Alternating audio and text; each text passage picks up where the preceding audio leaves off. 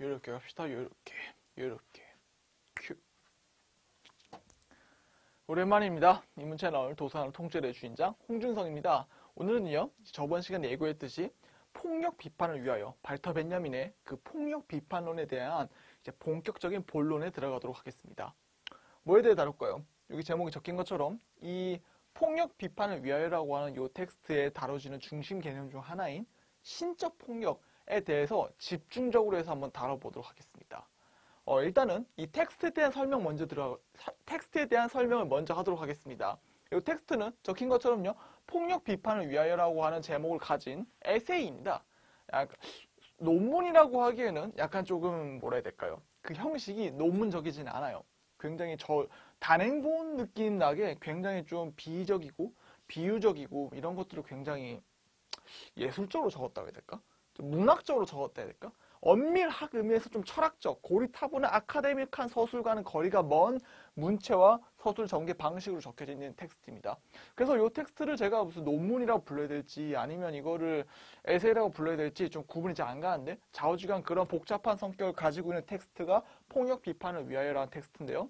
물론 발터 벤야민 책 중에 이런 모호한 성격을 갖지 않은 텍스트는 없습니다. 사실 다 모호해요. 이 친구는 철학인지 예술인지 문학인지 구분될 수 없게, 심지어 역사인지도 구분될 수 없게, 혹은 신학인지도 구분될 수 없게 굉장히 이 모든 것들이 혼용되어 있는 텍스트가 발터 벤야민입니다. 넘어가고요. 좌우지간 그 텍스트를 1921년에 적습니다. 1921년 어떤 시간대일까? 발터 벤야민 개인적으로는 발터 벤야민이 29살입니다. 이제 베른 대학교에서 막 철학 박사학위를 막 받았을 때예요. 그러니까 막 야심이 넘칠 때죠. 29세기 됐고요. 그리고 그 4년 전에는요, 자기가 이제 도라라는 여인과 이제 결혼해가지고 유부남인 상태입니다. 근데 좀 삐걱댔죠. 도라의 관계가. 이게 발터 벤야민의 개인적인 상황이고요. 그럼 발터 벤야민이라는 개인이 처한 시대적 맥락은 어땠을까? 그 맥락은 여기 적힌 것처럼 1910년대부터 1920년대 상의 혼란스러운 시간대. 그러니까 그 시대가 여러분 굉장히 혼란스러웠습니다. 여러분 생각하는 것 이상으로 혼란스러운 시간대였습니다. 이로부터 약 한 10년만 지나면 나오는 이제 독일의 총통이 누구죠? 그 사람이 히틀러예요.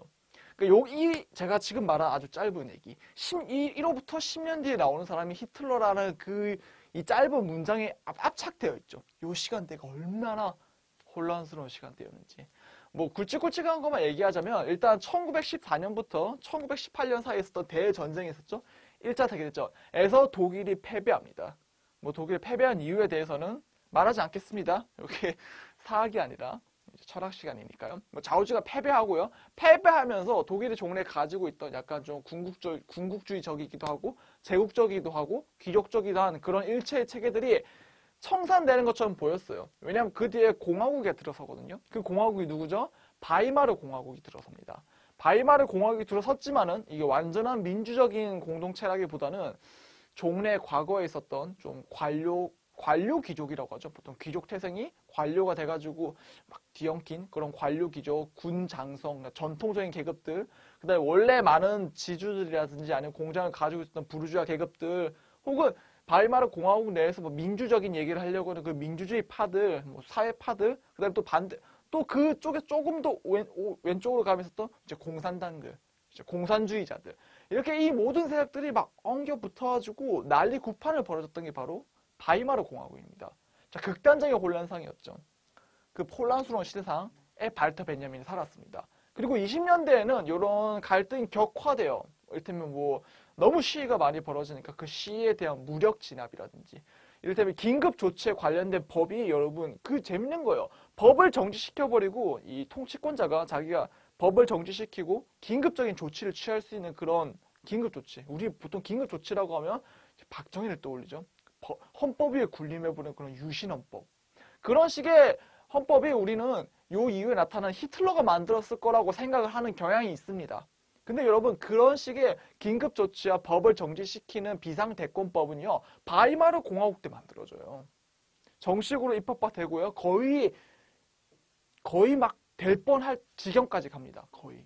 그러니까 이 시대가 그만큼 혼란스러웠던 거고, 혼란스러운 시대상 내에서 뭔가 좀 폭력적인 움직임들이 굉장히 많았다는 얘기예요.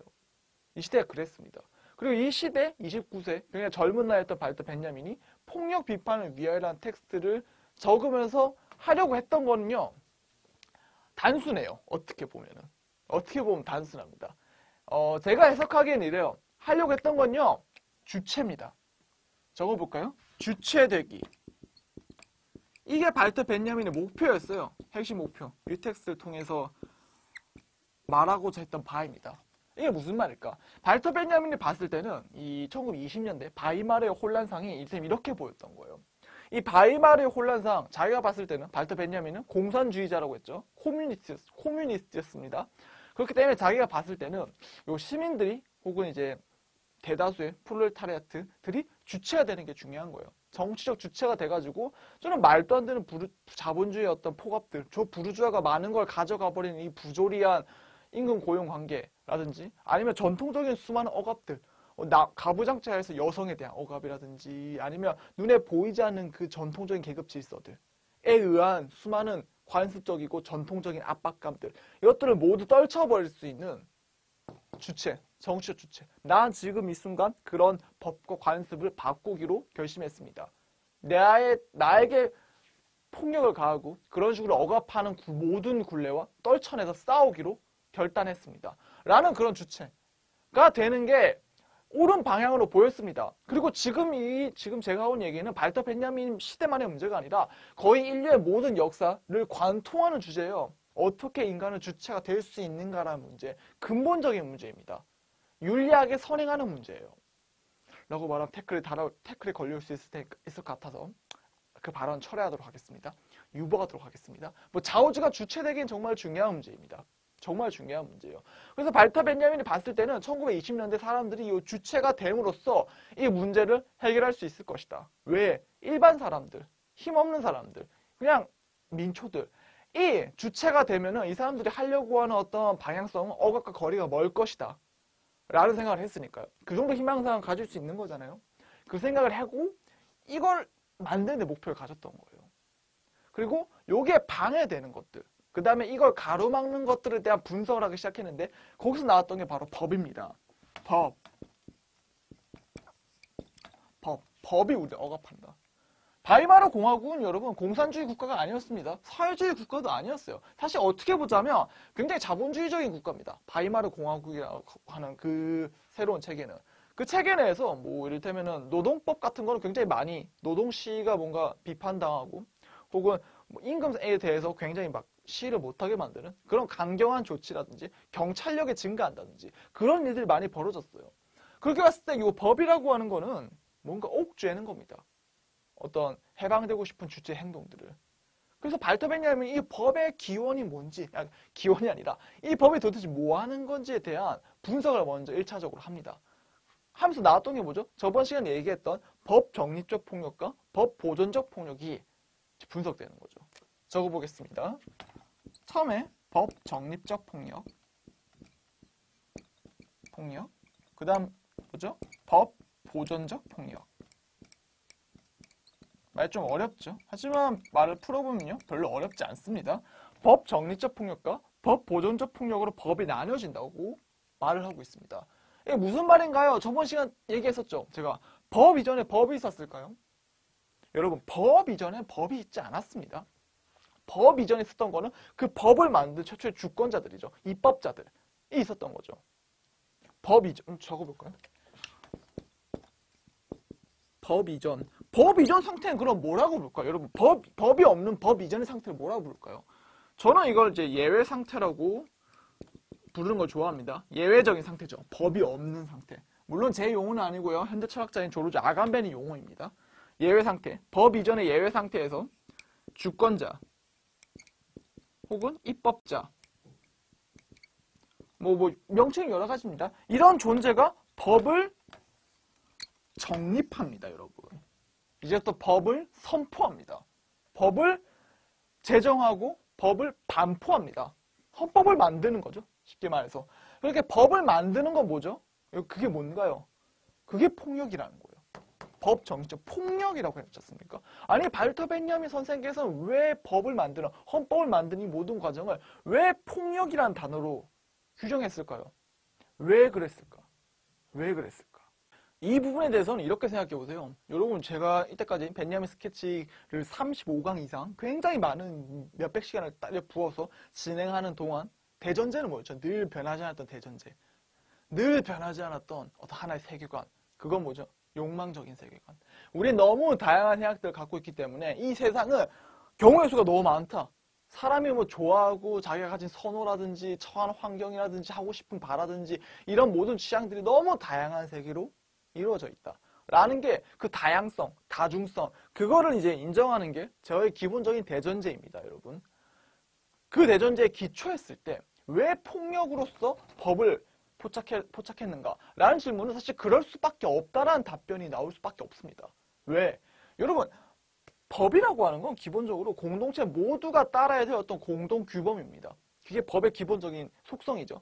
여러분, 근데 이 법이라고 하는 게 공동체라고 하는 게 아까 말했듯이 너무 다양한 사람들이 살기 때문에 어떤 법이 만인의 이해관계를 다 받아들이는 그런 법이 존재할 수가 없습니다, 여러분. 그럴 수가 없어요, 여러분. 정말 어렵죠. 그렇기 때문에 이를테면은 공동체의 과반수 이상이 동의하는 법 같은 경우에 그냥 제정되는 거죠. 사실 민주주의, 우리 국가가 돌아가는 방식이 그렇지 않습니까? 여러분, 국민 49%가 지지하지 않습니다. 하지만 51%가 지지하면은 과반이죠. 과반이면 어떻게 되는 거죠? 그 과반에서 대통령이 뽑히고 국회의원이 뽑히고 뽑힌 국회의원이 입법부를 통해서 법을 통과시킵니다. 49%가 거기에 반대한다 손 치더라도 51%랑 과반수에 의해서 법이 만들어졌기 때문에 그렇게 만들어진 법은 100%가 지켜요. 국가기구에 속한 100%가 지켜야 되는 그런 법이 되는 거죠. 그래서 법이 여러분 보편적인 성격을 갖는 거예요. 보편적이죠. 다 적용될 수밖에 없는. 하지만 모두에게 적용될 수밖에 없다는 그 성질 때문에 폭력이라는 거예요. 여기 이 법에 반대했던 49%는 이 법을 원하지 않았으니까. 원하지 않는 거에 대해서 행하는 게 폭력이죠. 그거 맞아야 폭력입니까? 원하지 않는 걸 강제하고 그거 안 했을 때 벌금을 때리고 경찰서에 보내고 감옥에 보내고 정신병원에 보내고 혹은 그런 게 아니더라도 유무형의 방송이나 어떤 사람들의 문화에서 나타나는 멸시라든지 조롱, 압박감, 소외감 이런 것들을 주는 그 모든 것들을 뭉뚱그려서 여러분 우리는 폭력이라고 합니다. 법은요 가장 직접적인 형태죠. 왜? 법을 지키지 않으면 감옥에 가니까 경찰한테 붙잡히니까 기소되니까 재판에 가게 되니까 그래서 법이 폭력인 겁니다. 근데 여러분 중요한 거는 이 법을 정립하는 폭력이 저번 시간에 얘기했듯이 여러 가지라는 거예요. 이거는 소수의 군사 집단, 왕을 필두로 한 군사 지도자를 필두로 한 소수의 어떤 군인 계급들에 의해서 만들어질 수도 있습니다. 로마 시대, 로마가 아니더라도 거의 대부분의 역사가 그랬죠. 하지만 반대로 인민들 전체가 주권을 가지고 행한다. 우리가 지금 보고 있는 근대적인 국민 주권 개념에 부합하는 인민들 전체에 의해서 정립된 폭력일 수도 있는 겁니다. 그걸 주권이라고 부르죠. 네, 그렇게 만들어질 수 있는 겁니다. 그래서 발터 베냐민이 폭력으로서 이거를 딱 붙잡고 있는 거예요. 그럼 그 다음에 나오는 법 보존적 폭력은 쉽죠, 여러분. 그냥 이 법을 이거 필연적으로 도출될 수밖에 없어요. 왜? 법을 정립했을 때 모든 사람이 다 동의하지 않기 때문에 그걸 강제하기 위해서 폭력이 필요하다. 그래서 모든 사람이 그걸 동의하지 않은 법을 만들었기 때문에 동의하지 않는 사람들 중에서는 필연적으로 그 법을 망가뜨리고 무시하고 위반하고 법에 대해서 반립을 하려고 하는 그런 불법자들이 존재할 수밖에 없겠죠. 그럼 그 불법자들을 단죄함으로써 만들어진 법을 지키려고 하고 수호하려고 하는 법 보존적인 폭력들이 존재할 수밖에 없는 거죠. 대표적으로 뭐가 있죠? 경찰, 우리 민중의 지팡인가요? 여튼 뭐 경찰, 검찰을 비롯한 수많은 산하 관료 기구들이 여기에 속합니다. 법 보존적 폭력이에요. 이런 식으로 발터 베냐민이 법의 두 성향을 분석해냈습니다. 여기서 중요한 건 뭐죠? 여기서 우리가 놓치지 말아야 될 대전제는 다시 한번 말하지만은 폭력 빨간 펜이 어디 있죠? 여기 있군요. 폭력으로서 다 규정되고 있다는 거예요. 이 법이라고 하는 게. 법의 배후, 법의 기본적인 대전제, 법의 민납, 법의 배후, 법의 궁극적인 최종 신급은 폭력에 있다라는 겁니다. 그걸 발터 베냐민이 포착해냈어요. 왜? 이 시대 너무 혼란스럽고 혼란스러운 시대상을 지켜봤더니 뭔가 이 폭력에 의해서 성립한 질서를 너무 많이 봤으니까.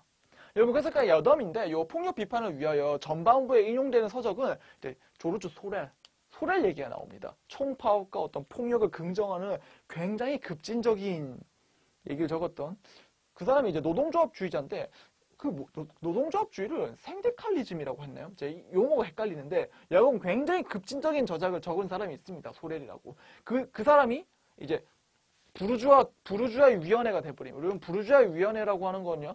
공산당 혁명에서 공산주의자 선언에서 마르크스랑 엥겔스가 썼던 표현입니다. 이 현대 국가기구라고 하는 건 인민 전체를 대변하지 않는다. 이건 그냥 부르주아들의 위원회가 돼버렸다. 대한민국식으로 재번역하자면 대한민국 국가기구라고 하는 건 삼성이라고 하는 거대한 기업의 일종의 뭐랄까 정치적 선전 기구에 지나지 않는 게 아닌가. 라는 식의 비아냥거리가 비판을 마르크스가 했습니다. 그리고 그거를 그대로 받아들여서 소렐 역시도 이 국가기구라고 하는 것은 노동자 일반을 대표하지 않는다. 뭔가 생산하고 이 국가를 이끌어 나가는 건 노동자인데 그 노동자에게 국가의 주권을 주지 않고 있다. 따라서 노동자는 이 국가에 대해서 폭력을 일으킬 수 있다. 혁명을 긍정할 수 있다. 그래서 폭력이란 무엇인가라는 저작을 통해서 그 폭력의 방향과 이를테면 거기서 가장 긍정하는 건 일종의 모두가 그냥 일을 아예 멈춰버리는 총파업의 형태를 되게 긍정하고요. 그래서 그 소렐의 저작을 이제 직접 인용하고 막 다시 끌어쓰면서 여기서 역시 긍정하는 건요. 총파업입니다. 발터 베냐민 역시도 총파업을 굉장히 긍정해요. 이 저작에서. 제가 이 신적 폭력 개념에서 잠깐 떨어져 있는 부분이라서 말할 수 없기 때문에 이렇게 여담이라도 덧붙이고 갑니다. 덧붙여야만 해요. 중요한 부분이라서 그 역시도. 자우지가 다시 본 궤도로 돌아오자면요. 그래서 법의 본질은 폭력입니다. 그러면 이제 문제의식은 어떻게 될까요? 문제의식은 어떻게 될까? 이런 식의 문제의식을 갖는 거예요. 그러면 만일 이 법이라는 게 어떤 폭력, 그다음에 힘을 가진 결사체에 의해서 만들어진다고 한다면 그럼 중요한 건 뭐죠? 기꺼이 폭력을 쓸 수 있는 사람. 그러니까 이걸 주체라고 하죠. 주체. 국회의원 뽑았습니다. 국회의원 뽑아가지고 국회에 보냈어요. 의회에서 법을 만듭니다. 근데 이상한 법을 만든 거예요. 국회의원들이 만든 법이 악법이에요. 뭔가 안 맞아. 그렇게 했을 때 시민사회가 해야 될 반응은 뭐죠? 그 법 하지 말라. 그 법을 만든 국회의원이나 대통령이나 이런 사람들을 탄핵시키기 위해서 기꺼이 길거리에 나오고 만약 그 길거리에서 부당한 어떤 뭐라 해야 될까? 억압 혹은 시를 해산시키려고 하는 폭력적 움직임이 벌어졌을 때 사회를 기꺼이 준내란까지도 이끌 수 있는 굉장히 결단적인 그런 주체가 되는 것. 이 뭐죠? 폭력을 기꺼이 무릅쓰는 거예요. 여러분 프랑스 대혁명 보수주의자 시각에서 볼까요? 그 폭도들이 일으킨 폭력적인 어떤 뭐라 해야 될까? 폭도들이 일으킨 걸 뭐라 하죠? 그래 폭동에 불과한 거예요. 식량 폭동의 일종 아닌가? 원래 식량 폭동의 일종으로 벌어진 거에 대해서 몇몇 선동가들이 거기에 무슨 사회 계약론이나 그런 거 갖다 붙여가지고 사회를 진짜 혼란스러운 도탄으로 이끈 아주 폭력적인 만행. 사람 막 단두대에 끌고 와가지고 목을 막 댕강댕강 내리친 그런 야만적인 문명퇴행 현상. 이라고 볼 수 있는 겁니다. 보수주의자 시각에서 봤을 때. 그 보수주의자가 에드문드 버크인데 에드문드 버크 얘기는 하지 않겠습니다. 하다 보면 역시 삼천포로 가기 때문에 다시 본 얘기로 돌아오자면 자우지가 프랑스 대혁명에서 혁명을 일으켰던 그 민중들이 폭력적인 주체가 아니라고 누가 말할 수 있습니까? 루이 16세의 목을 날렸습니다. 그 폭력 아니라고 누가 말할 수 있나요? 수많은 귀족들의 목을 날리고요. 죽이고요. 필요하다면요. 혁명 전쟁을 위해서 마구잡이로 징발하고 징용하고 전쟁을 결단하고 이 모든 일련의 과정들 폭력 아니라 누가 말하겠습니까? 공포정치 치하에서 벌어졌던 로베스피에르가 벌였던 여러 가지 수많은 비극적인 일들. 물론 저는 그게 재해석이 필요하다 생각합니다. 로베스피에르 이꼴 공포정치라고 더 쓰여진 그 프레임을 깰 필요가 있다고 생각해요. 이번 시대에 안 되겠지만 자우지가 깨져야 될 부분이긴 한데 자우지가 그걸 폭력행위라고 봐야죠. 어떻게 그게 폭력이 아니겠습니까? 그 역시도 폭력이죠. 그러니까 자우지가 프랑스 혁명 전체가 폭력이 아니라 누가 말할 수 있나요? 말할 수 없습니다, 여러분. 촛불혁명, 17년 벌써 촛불혁명. 그게 폭력이 아니라고 어떻게 말할 수 있나요? 그것 역시도 폭력입니다. 어떤 폭력이죠? 주권을 가진 시민사회가 그렇지 않은 대다수를 밀어낸 사건이죠. 왜냐면 여러분 그거 아셔야 돼요. 공동체 전체에 대해서 뭐 그때 박근혜 지지율이 뭐 4%대까지 떨어졌었나요? 하지만 그럼에도 불구하고 태극기 시위하는 사람들 나왔어요, 여러분. 물론 촛불 시위 세력이 훨씬 다수였고 그 사람들이 투표장에 가서 실제로 보여줬죠. 투표율이 어떻게 나오는지에 대해서. 문재인과 홍준표 후보의 투표 정도, 안철수 후보의 투표 정도, 투표율로 보여주죠. 투표 참여율과. 이 대한민국 국가기구 전체 내에서 이 수많은 사람들이 누구를 지지했는가 더. 누가 더 다수였는가에 대해서 극명하게 드러납니다. 하지만 그럼에도 불구하고 이거는요.